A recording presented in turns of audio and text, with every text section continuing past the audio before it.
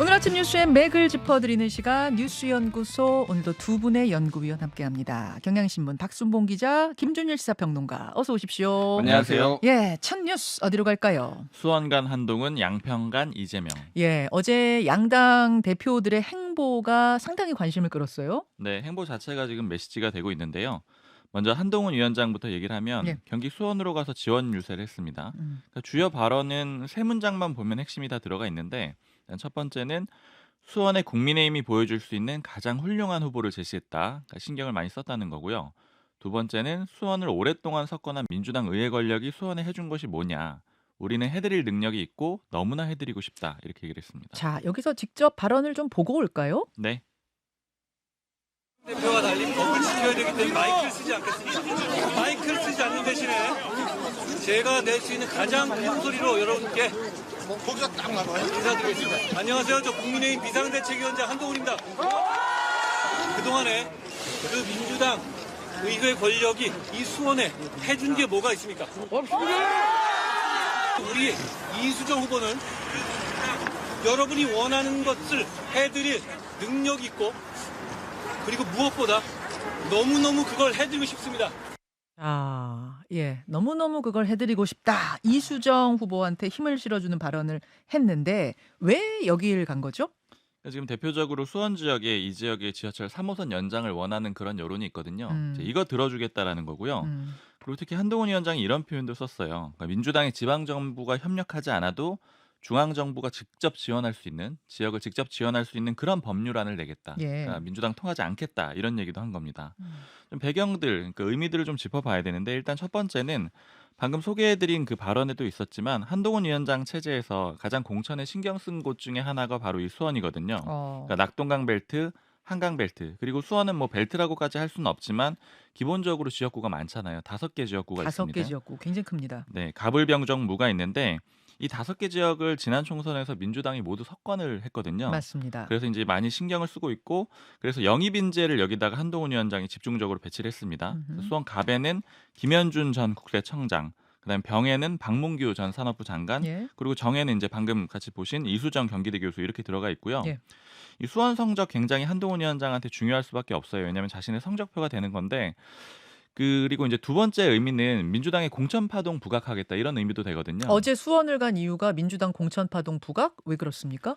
이제 그제 박강원 전 원내대표가 밤에 수원정에서 이제 탈락을 했잖아요. 경선 탈락했죠. 네, 그 소식은 어제 전해드렸었는데, 네. 이제 물론 한동훈 위원장 일정이 미리 잡혀 있긴 했는데 이 경선 발표 다음 날로 미리 예정을 했다라고 볼 수가 있는 거고, 수원 지역 보면은 친명계 의원들이 많이 그 공천을 단수 공천을 받았거든요. 네. 뭐 김영진 정무조정실장이라든가 수원병이고요.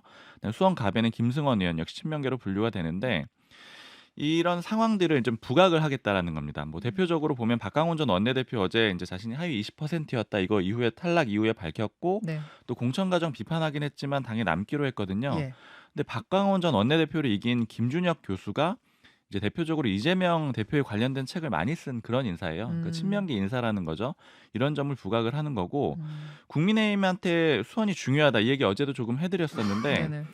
국민의힘이 한석도 없기도 하고 이제 이런 표현을 하더라고요. 뭐라고요? 그러니까 지금 경기도가 보면 59석이에요. 전체를 보면은. 예, 예. 근데 지난 총선 때 민주당이 51석을 가져갔습니다. 59석 중에 51석. 그렇죠. 지난 총선은 민주당이 이제 수도권 압승을 압승을 했으니까요. 했으니까. 그리고 정의당도 한 석 가져갔거든요. 네. 근데 당시에 미래통합당이 7석 가져갔는데 예. 그러니까 야권이 52석을 가져간 그런 상황이죠. 어제 국민의힘 관계자가 이런 얘기를 하더라고요. 경기도는 이제 킬러 문항이다. 이제 킬러 문항을 여기서 20개 이상 맞춰야지 과반이 가능한데 그 핵심이 수원이다. 그 수원이 잘 뚫리지 않아 가지고 그간의 어려움을 겪었는데 그 중심에 박강원 전 원내대표가 있었다라는 거예요. 알겠습니다. 자, 일단 여기까지 국민의힘 한동훈 비대위원장의 행보, 김준일 평론가 덧붙일 말씀.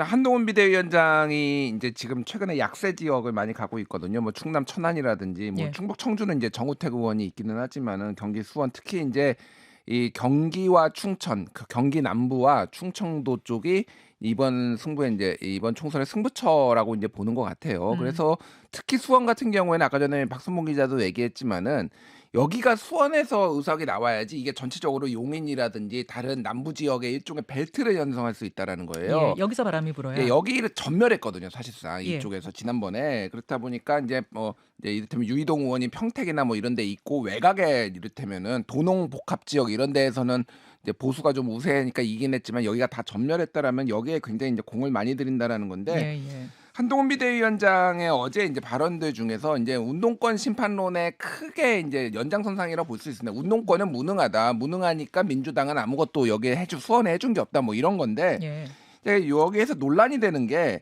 중앙정부가 직접 지방정부한테 돈을 주겠다라는 거예요. 이거는 1995년에 이제 지방자치제가 도입이 되고 한 이후에 시대를 완전히 역행한다라는 평가가 있거든요. 왜 그러냐면은 중앙에서는 그 수요를 지방의 수요를 완벽하게 알 수가 없기 때문에 그러니까 보수 정부든 진보 정부든 대원 측은 이 지방 정부가 이렇게 거기에 관련해서 수요 조사를 하고 그럼 중앙에서 돈을 주거나 아니면 같이 사업을 할 때 매칭을 해가지고 주는 방식인데 중앙이 지금부터 돈을 주기 시작하면은 전국에 난리가 날 겁니다. 그러면. 아, 그러니까 지자체를 건너뛰고 예. 중앙이 바로 하는 형태가 되면 좀 위험성이 있을 수 있다. 그러니까 이 왜냐하면 말씀이에요? 지금 수원시장이 민주당이라서 지금 예. 협력이 안 된다라는 주장을 하는 건데 이런 식으로 되면은 모든 안 그래도 지금 수도권 집중인데 모든 권력이 다 서울로 올 수밖에 없는 거예요. 왜 그러냐면 돈 따내려면은 안 그래도 지금 여의도에 줄 서 있는 상황인데 그러니까 이게 국가의 미래를 이제 위한 건지 정말로 옳은 방향인지에 대해서는 좀 논쟁이 있을 것 같아요. 자, 그 발언에 이제 주목하셨다는 이야기고. 예, 그리고 하나 좀 인상적으로 봤던 거, 네. 요 이제 그 수원시장 전통시장을 갔어요 한동훈 위원장이. 네. 근데 여기에 상인회장이 이런 얘기를 합니다. 정조대왕이 시장을 만들어준 것처럼 저는 그 생각을 한다. 한동훈 위원장이 왕이 되시면은 여기 정조대왕처럼 상인들을 위한 그런 정책을 펼쳐달라 이런 얘기를 하거든요. 어, 그랬더니 한동훈 위원장이 뭐라고 하냐면 기자들을 보면서 예. 분위기가 이상한데 이런 거 쓰지 마세요 하면서 웃거든요. 아, 이게 굉장히 좀 인상적이었던 게 예. 좀 해석을 해보자면 기자들이 썼어요, 안 썼어요? 그래서 찾아보니까 한두 군데 이렇게 좀 뭐 재밌는 형태로 좀 썼더라고요. 예, 예. 그러니까 이게 결국 윤한 갈등은 동맹 관계로 좀 넘어와 있는 상태잖아요. 총선을 치러야 되니까. 그렇죠. 그러니까 이제 현 권력과 차기 권력 관계는 원래 경쟁 관계일 수밖에 없는데 네, 이 긴장감을 살짝 보여주는 그런 대목이었던 것 같아요. 그래요. 자, 민주당 이재명 대표 행보로 넘어가 보겠습니다. 민주당 이재명 대표는 양평으로 갔어요. 네, 예고한 대로 양평으로 갔는데 양평으로 간 거는 역시 양평 고속도로 의혹을 부각하겠다라는 겁니다. 발언을 먼저 듣고 올까요? 네. 예.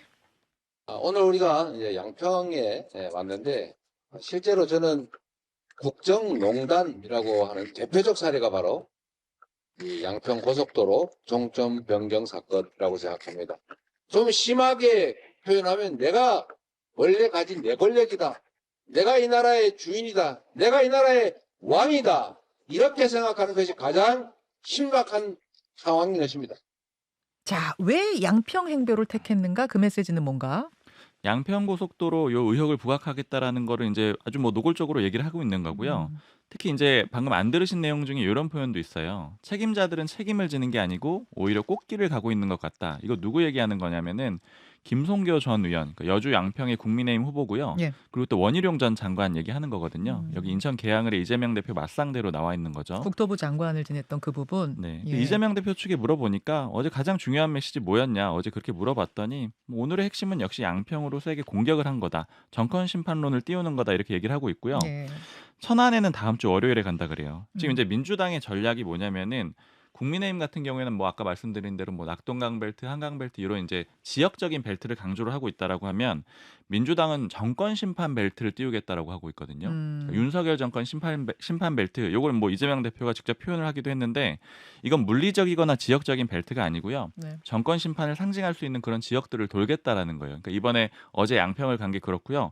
물어보니까 다음 주 월요일에는 천안을 갈 거라고 합니다. 천안은 왜요? 천안은 이제 신범철 그 전 국방부 차관이 공천받은 그러니까 충남 천안 갑에 나오거든요. 예, 예. 근데 여기를 이제 해병대 최상병 사건하고 연관시켜가지고 띄우겠다라는 거고요. 어.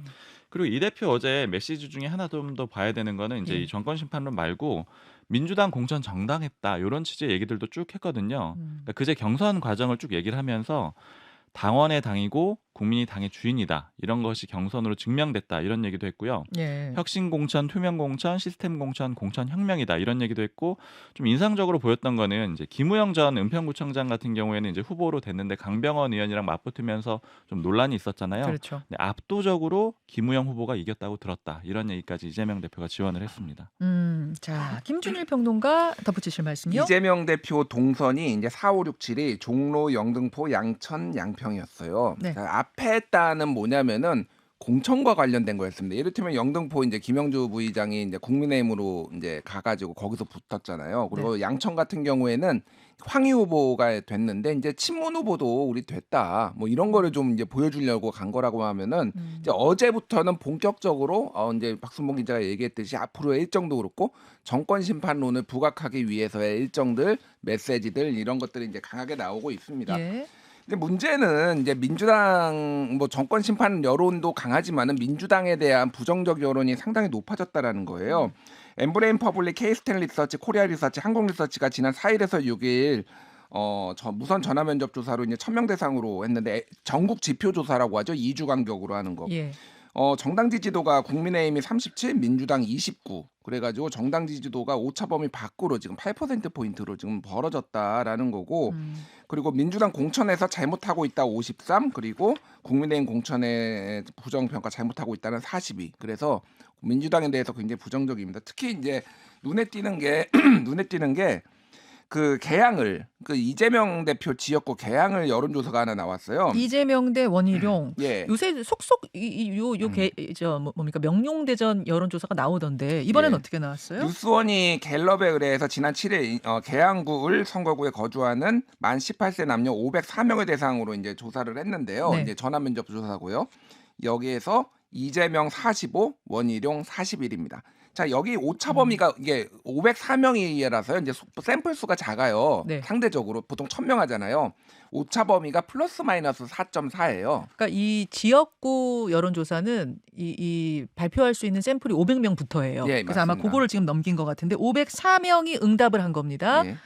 표본 오차 95% 신뢰 수준에 플러스 예. 마이너스 4.4. 플러스 마이너스 4.4가 중요합니다. 예. 무슨 얘기냐면 45대 41이면은 이거는 누가 앞섰다라고 말할 수가 없습니다. 그러니까 격전 중이 오차 범위 내에서 격전 중이다라는 거고 전에 과거에 이제 뭐 초반에 네. 이거 원희룡 후보가 왔을 때는 이제 오차 범위 밖으로 이재명 대표가 앞서는 게 상당히 많았거든요. 예. 근데 지금은 이런 식으로 격전직으로 들어갔다라고 보는 게 맞으니까 최근에 민주당에 대한 어떤 안 좋은 여론이 전체적으로 좀 반영되고 있다 이렇게 봐야 될 것 같습니다. 자, 어제 두 당 대표의 행보 짚어봤고 두 번째 이슈는 어디로 가나요? 홍영표, 설은 세밀의 합류. 민주당을 탈당한 홍영표 의원 그리고 이미 탈당했던 설은 의원 두 사람이 새로운 미래로 어제 입당을 했어요. 네, 이렇게 되면 새로운 미래는 현역 의원이 4명이 됩니다. 예. 기존에 김종민, 박영순 의원이 있었고요. 일단 입당 자체는 좀 형식적으로 만들어져 있는 정당 틀을 쓰겠다 이런 취지가 좀 강해요. 그러니까 새로운 미래라는 당의 적을 두고 앞으로 이제 파이를 키우는 그런 방향으로 가겠다라는 건데 예. 두 가지 방안 고민하고 있습니다. 첫째, 일단 첫 번째는 탈당파들 중심으로 해가지고 민주연대란 이름으로 전체적으로 꾸리는 거예요. 새로운 미래 안에 쏙 입당하는 형태 말고 민주연대란 새로운 틀을 좀 짜서 오는 분들을 받는다. 그렇죠. 이제 새로운 미래가 그러면 이제 앞으로 뭐 이름이 바뀌는 형태가 될 수 있겠죠. 다른 사람들 쭉 다 붙여가지고 민주연대 이렇게 만드는 게 있고 예. 아니면은 새로운 미래의 당명을 그냥 아예 민주연대로 바꾸는 이런 방안도 검토를 하고 있고요. 혹시 이게 좀 실무적으로 어렵고 뭐 정치적으로 어렵다 이러면은 새로운 미래 안에다가 민주연대 추진위원회 이런 분과를 만들어서 두겠다라는 거예요. 어쨌든 새로운 미래란 이름 대신에 민주연대를 쓴다는 게 지금 유력한 방안이네요. 맞습니다. 그건 왜 그렇습니까? 민주라는 이름을 굉장히 넣기 위해서 애쓴다라고 보면 되는데 그러니까 이거는 이제 취지 자체가 이런 거죠. 이재명 대표의 민주당은 진짜 민주당이 아니다. 이게 지금 탈당파들의 주장이잖아요. 그러니까 나와 있는 이 사람들, 요 세력이 진짜 민주당이다. 이런 점을 좀 강조하려는 거고 그다음에 이낙연 대표의 색채를 조금 줄이겠다라는 그런 의도도 있는 겁니다. 네네. 기존에는 이낙연, 김종민 공동대표 체제였거든요. 새로운 미래가요. 네. 여기다 홍영표 의원 더해가지고 3인 지도부 체제로 가게 됐습니다. 의석수 아까 4개가 됐다라고 말씀드렸는데 4석 됐다라고 했는데 이 숫자는 개혁신당하고 같은 숫자예요. 김종민, 박영순, 설훈, 홍영표 이렇게 네 사람의 현역 의원. 맞습니다. 일단 의원들 확보하기에는 이제 의석수는 같지만 그러니까 개혁신당 기준으로 보자면은 새로운 미래가 조금 더 유리한 상황입니다. 그러니까 그제 뭐 경선에서 탈락한 그 의원들 접촉을 하고 있다라고 하고요. 근데 이제 다만 경선 치른 의원들은 탈당 가능성은 좀 높지 않거든요. 그렇죠. 뭐 박강원 전 원내대표 같은 경우에도 안 나오겠다라고 했는데 네. 다만 뭐 이상원 의원이라던가 또 동작을의 이수진 의원 아직 어딘가에 합류를 안 한 상태거든요. 그렇죠. 뭐 합류할 가능성은 좀 열려 있고요. 음. 이렇게 의석수가 중요한 상황에서 이 황보승희 의원 지금 무소속인데 네. 그 정광훈 목사가 이끄는 그 자유통일당에 입당을 하게 됐습니다. 아, 국민의힘에서 대변인까지 했던 황보승희 의원 네, 지금 무소속 상태인데 전광훈 목사의 자율통일당에 입당했다고요? 네. 어제 저도 직접 황보 의원이랑 통화를 예, 해봤는데 예. 이런 얘기를 하더라고요. 국민의힘에서 이제 본인이 원래 이제 보수 정당에서 쭉 활동을 해왔는데 뭐 자유민주주의, 시장경제, 한미동맹 강화 이런 이제 보수의 가치를 추구해 왔는데 자유통일당이 내세우는 가치랑 부합을 하더라. 이게 첫 번째고 그 다음에 정치인으로서 이제 쓰임새가 있는 곳이 있어야 되는데 뭐 자신을 요구를 하더라 이거고요. 대신에 지역구는 안 나가겠다 이렇게 좀 명확하게 밝혔거든요. 이제 본인은 어떤 역할을 할지 모르겠다라고 하는데 일단 해석으로는 그러면 이제 비례 후보로 나오지 않겠느냐 이렇게 예측이 됩니다. 황보승희 의원은 기소돼서 재판받고 있는 상태죠? 맞아요. 그게 논란이 돼가지고 지금 국민의힘을 작년에 탈당을 했었습니다. 예, 예. 김준일 평론가. 예. 제3지대 상황 지금 좀 정리해 주셨어요. 네, 일단 새로운 미래 같은 경우에는 상대적으로 이제 현역 의원들이 조금 다른 뭐 개혁신당이나 제3지대보다는 이제 더 추가적으로 들어올 가능성 그리고 현재도 이제 숫자가 좀 있는 편인데 문제는 지금 이제 양당이 결집하는 모양새에서 새로운 미래가 조금 자리 잡기가 굉장히 어려운 거다. 그러니까 범민주 진보 진영 지지자들한테 윤석열이 더 싫어 이재명이 더 싫어 물어보면은 뭐 이재명 대표도 마음에 안 들지만은 윤석열이 더 싫은 거 아니야? 뭐 이런 거잖아요. 그러면은 이제 이 새로운 미래에 투표를 했을 때 이게 어부지리로 국민의힘이 승리할 가능성 이런 것에 대해서 그 상당히 우려를 하는 유권자들이 많거든요. 이재명 대표도 싫다, 윤석열 대통령도 싫다, 이런 층. 예. 예.